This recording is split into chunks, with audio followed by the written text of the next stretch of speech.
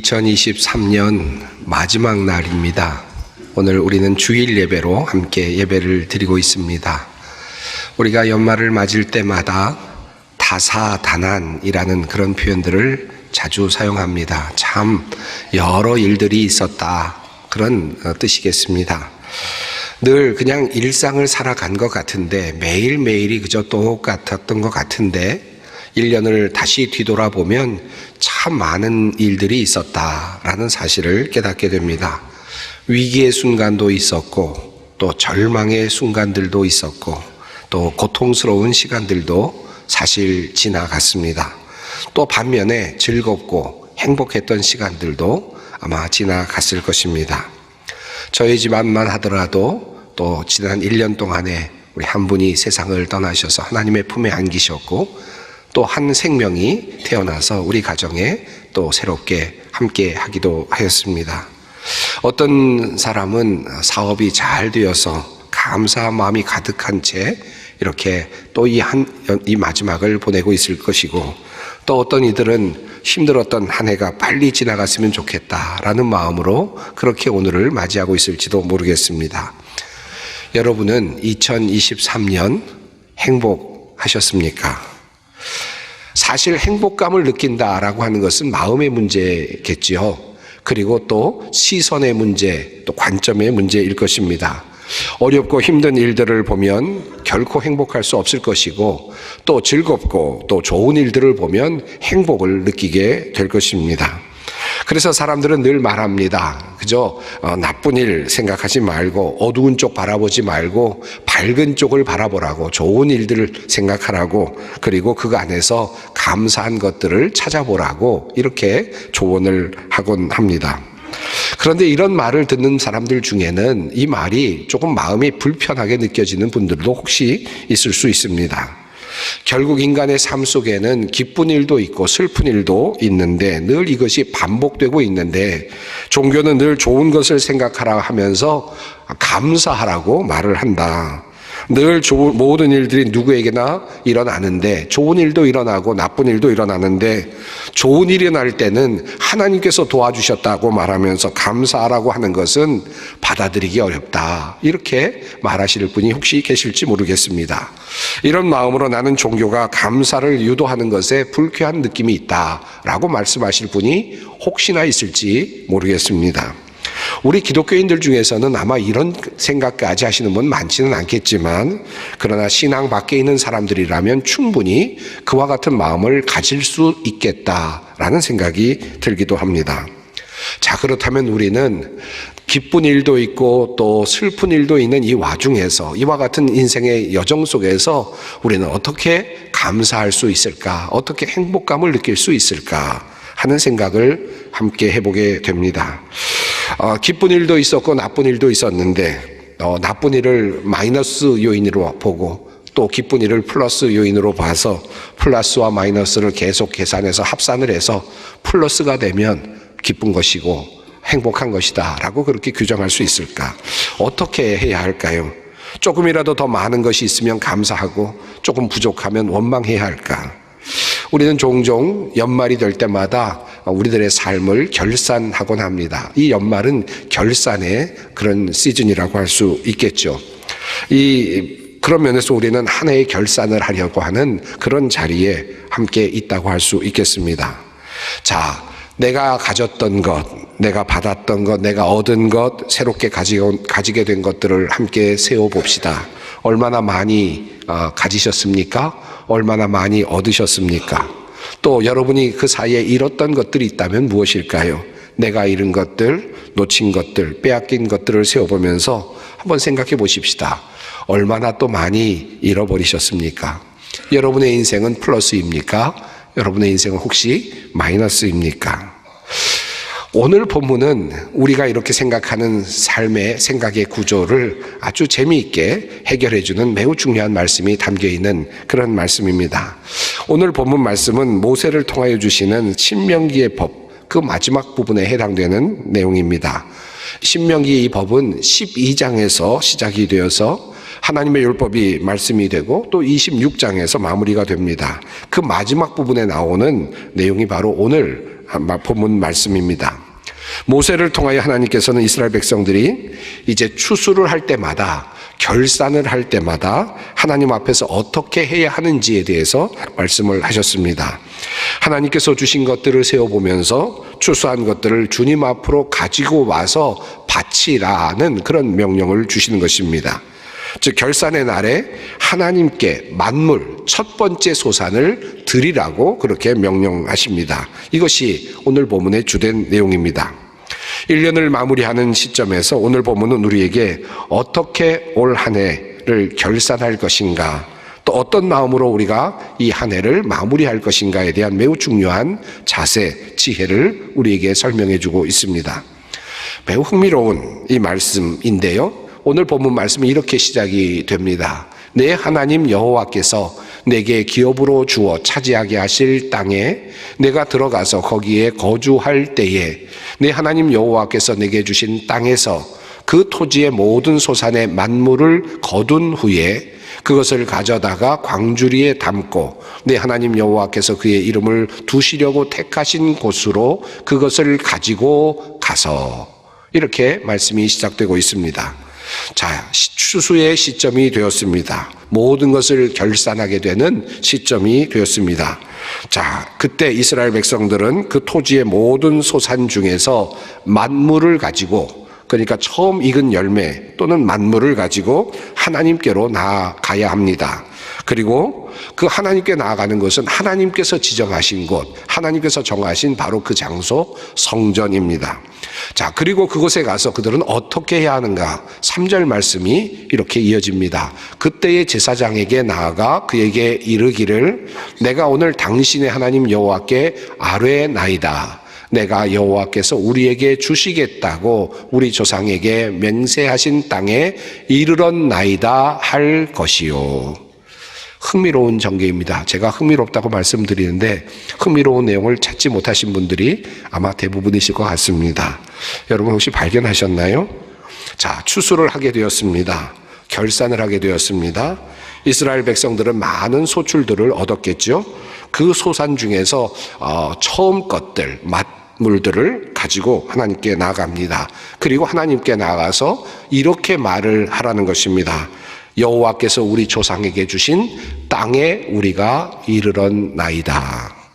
자, 다시 말하면 하나님께서 우리에게 땅을 주셨습니다. 감사합니다. 라고 그렇게 말씀을 드리라라는 것입니다. 조금 이상하지 않습니까? 지금 땅에서 많은 소출이 얻어졌으면 이렇게 하나님 앞에 나가서 이야기해야 되지 않겠습니까? 하나님께서 우리에게 땅을 주셨고 그곳에서 우리가 많은 수확을 얻었으므로 이 수확을 가지고 주님께 나왔습니다. 감사합니다. 이 수확에 대하여 하나님께 감사를 해야 될 것 같은데 수확에 대한 내용은 없고 땅에 대한 내용만 말씀하라고 하는 것입니다. 얼마를 얻었습니다. 또는 이만큼 큰 수확을 가지게 되었습니다. 그러니 감사합니다가 아니라 하나님께서 나에게 땅을 주셨기 때문에 그 땅에서 얼마가 되든지 내가 무엇인가를 얻었기 때문에 그래서 하나님께 감사한 마음을 가지고 나왔습니다. 이렇게 말을 하라라는 것입니다. 자, 이 내용은 뒤에 나오는 말씀에서 조금 더 분명하게 드러납니다.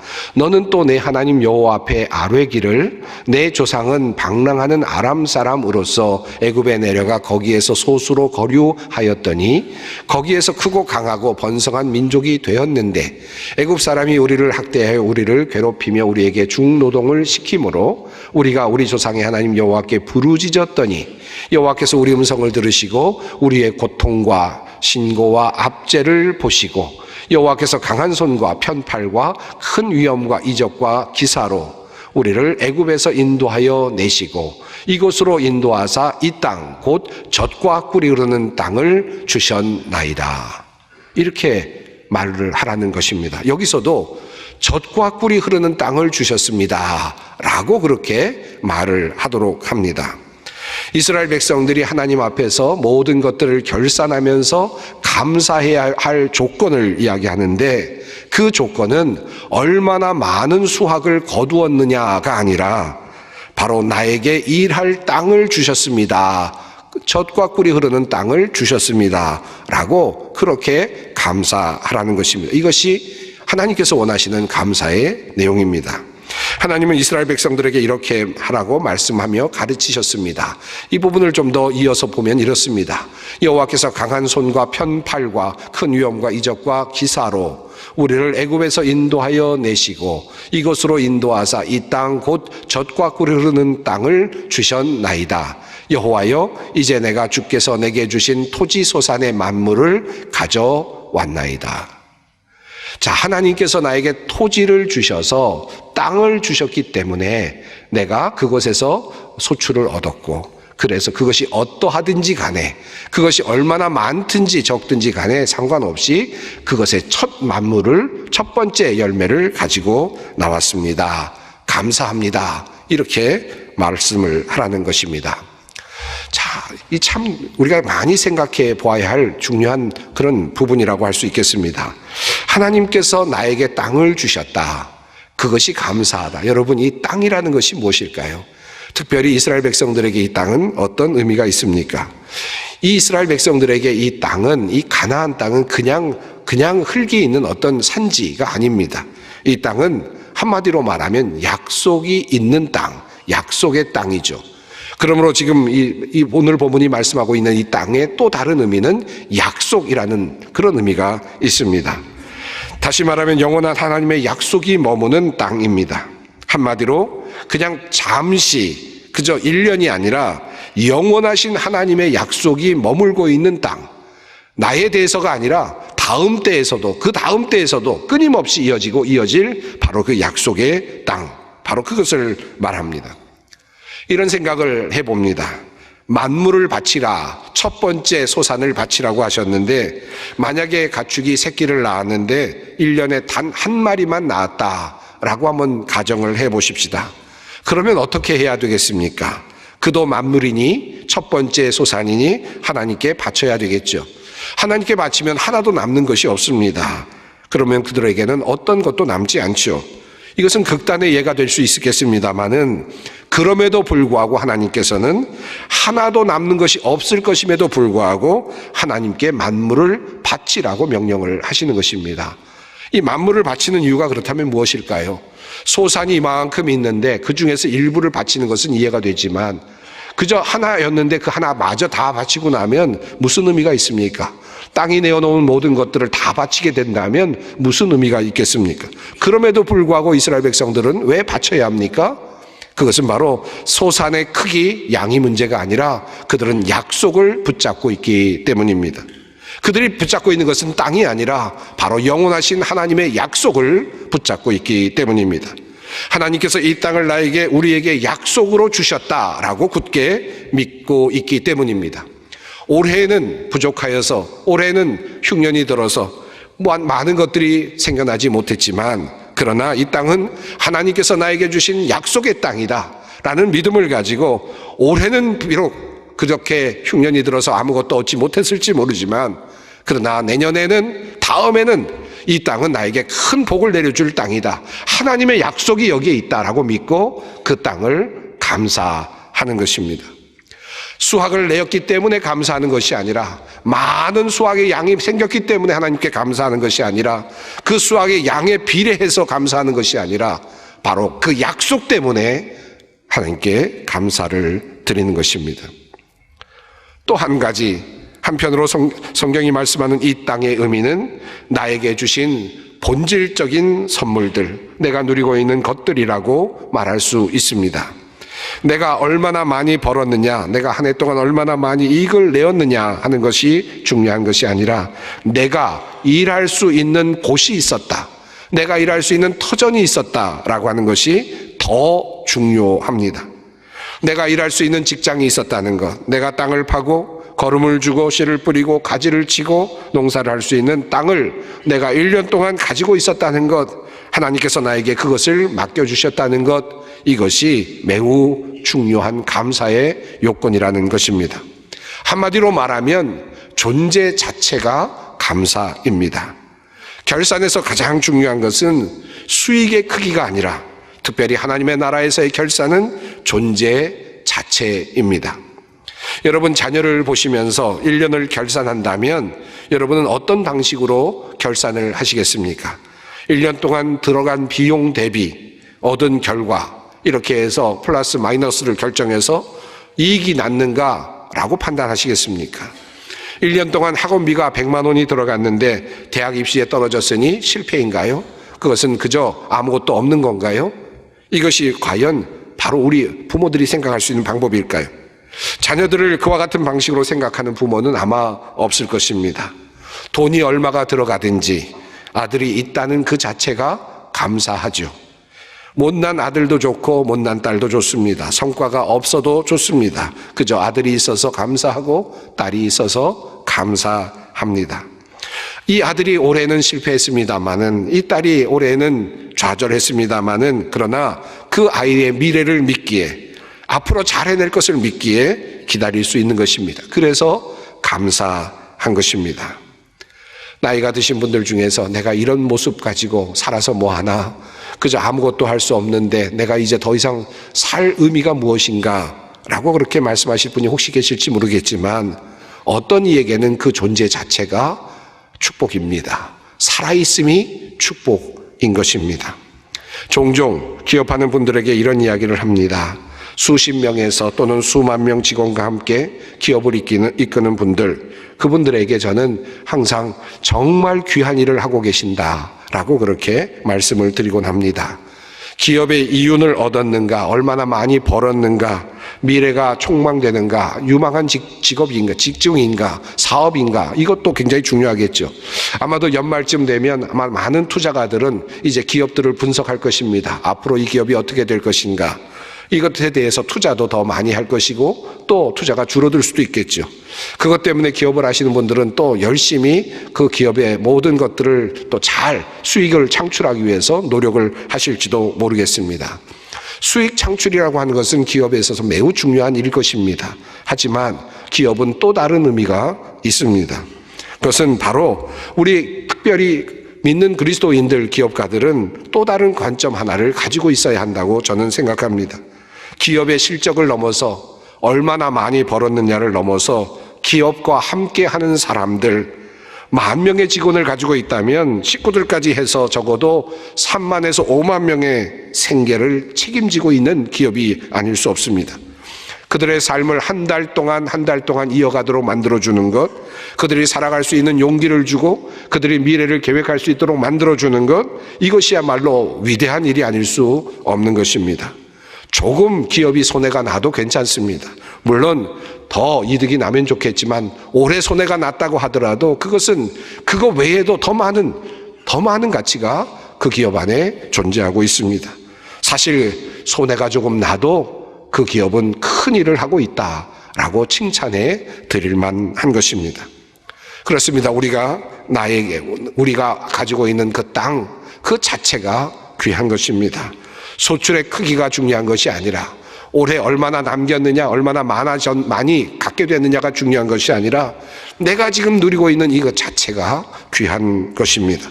내 아내가, 내 남편이, 그리고 부모님이 그러하고 우리 성도님이 또한 그러합니다. 하나님께서 나에게 주신 분복이기 때문에 그러합니다. 시편 16편 6절은 이런 말씀으로 우리에게 말씀하고 있습니다. 내게 줄로 재어준 구역은 아름다운 곳에 있음이요 나의 기업이 실로 아름답도다. 그 나의 구역, 하나님께서 나에게 줄로 재어준 구역이 어떤 곳인지 잘 알 수는 없지만, 그것이 많은 소출을 내었는지조차 알 수는 없지만, 그러나 나에게 재어주신 그 구역은, 그 지역은 아름답다, 귀한 것이다 라고 감사하고 있는 것입니다. 우리 성도님들 오늘 가정으로 돌아가셔서 자녀들에게, 남편에게, 아내에게 고맙다, 감사하다 라는 말을 해 주실 수 있었으면 좋겠습니다. 무엇인가 해 주어서가 아니라 그냥 존재해 주기 때문에 감사한 겁니다. 있어주는 것만으로도 참 감사한 일입니다. 또 한 가지, 땅의 의미는 무엇일까요? 이 땅은 하나님께서 우리에게 주신 기회입니다. 종종 제가 시간에 대해서 말씀을 드리곤 합니다. 땅은 1년이라는 시간을 우리에게 맡기고 자신을 내어줍니다. 한마디로 기회를 우리에게 주는 것입니다. 1년 동안 우리는 그곳에서 수확할 수 있도록 많은 일을 하였고 결과적으로 수확을 하였겠죠. 많을 수도 있고 적을 수도 있습니다. 많기 때문에 기쁘고 또 적기 때문에 슬플 수는 있지만 많기 때문에 감사가 더하고 적기 때문에 감사가 덜해서는 안 됩니다. 왜냐하면 땅은 우리에게 충분하게 공평한 기회를 허락했기 때문입니다. 올해는 쫄딱 망했을 수도 있습니다. 하지만 하나님께서 나에게 주신 기회였습니다. 나는 그 기회를 받았던 겁니다. 그러므로 감사할 수밖에 없는 것입니다. 나에게 일터를 주시고 시간을 주신 주님께 감사하지 않을 수 없을 것입니다. 생명 자체가 그리고 귀한 것입니다. 그러므로 우리에게 기회가 또 있을 것이기 때문입니다. 오늘 2023년 마지막 날을 보내면서 우리 모두가 감사한 마음을 가질 수 있었으면 좋겠습니다. 여러분은 행복하십니까? 얼마나 많이 벌었는가, 얼마나 큰 것을 얻었는가의 관점에서 감사가 아닙니다. 플러스 요인과 마이너스 요인을 합산해서 플러스가 되었기 때문에 감사한 것도 아닙니다. 나쁜 일도 있었고 좋은 일도 있었는데 그래도 나쁜 일 다 잊어버리고 좋은 일만 생각하자, 그래서 감사도 아닙니다. 하나님께서 나에게 주신 땅 때문에 감사한 것입니다. 하나님께서 나에게 기회를 주셨기 때문에, 시간을 주셨기 때문에, 나의 삶을 연장시켜 주셨기 때문에 감사한 것이고, 그리고 나로 존재할 수 있도록 나의 터전을 마련해 주셨기 때문에 감사한 것이고, 여전함에도 불구하고 나에게 이 땅이 약속의 땅이 되기 때문에 감사한 것입니다. 오늘 아내와 남편, 부모와 자식들이 서로 잘 어울려서 사랑하며 함께 살아갈 수 있었으면 좋겠습니다. 이들의 존재 자체가 또한 내가 받은 땅입니다. 그래서 감사합니다. 그래서 지금까지 지내온 것이 감사일 수밖에 없습니다. 여기까지 인도하신 하나님, 우리에게 약속을 주시고 여기까지 인도하신 주님께 감사와 찬송과 영광을 우리 모두가 올려드리십시다.